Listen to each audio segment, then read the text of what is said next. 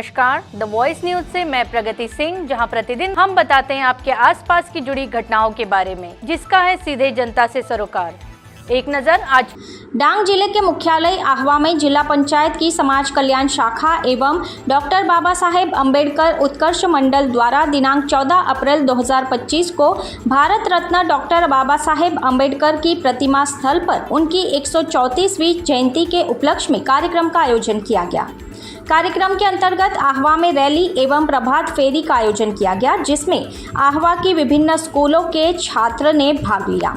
Rally के पश्चात एक सभा का भी आयोजन हुआ, जिसमें विधानसभा के उप मुख्य सचेतक विजय भाई पटेल ने उपस्थित रहकर डॉक्टर बाबा साहेब अम्बेडकर द्वारा रचित संविधान, देश के सभी नागरिकों को दी गई सुरक्षा एवं विकास के अवसर जैसे विषयों पर प्रासंगिक उद्बोधन दिया।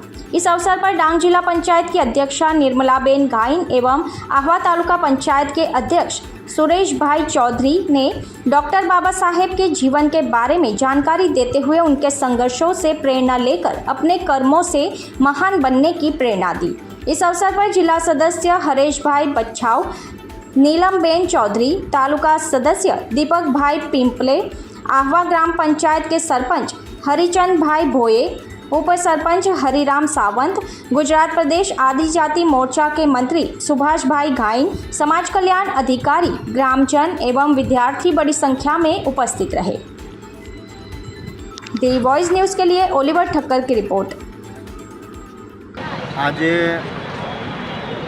महामानव भारत रत्न બંધારણના ઘડવૈયા એવા ડૉક્ટર બાબા સાહેબ આંબેડકરજીની જન્મજયંતિ आहवा खाते उजवવામાં આવી હતી।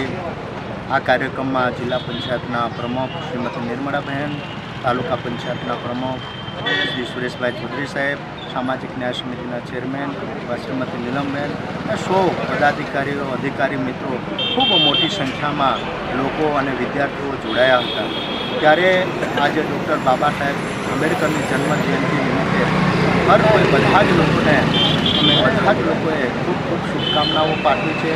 साथे साथे जे बंधारणना घडवैया डॉक्टर बाबा साहेब आंबेडकरे जे बंधारणे जे हक आपेला है एसटी एससी ओबीसी समाज ने अने जेना कारणे आ समाज ने आज न्याय मळी रह्यो छे एवा डॉक्टर बाबा साहेब आंबेडकर जीनी आज जन्म जयंती खूब आनंद और उत्साहभेर उजवવામાં આવી હતી અને બધા જ લોકોને અને બધા જ મહાનુભાવોએ બધાને ખૂબ ખૂબ શુભકામનાઓ પાઠવી છે અને બધા જ લોકોને આજે સંકલ્પ લેવા માટે પણ અમે આહવાન કર્યું છે કે શિક્ષિત બનો, શિક્ષિત બનશું તો સંગઠિત થશું તો આપણે સંઘર્ષ કરશું એવા સંકલ્પ પણ અમે બધા જ લોકો લીધા છે।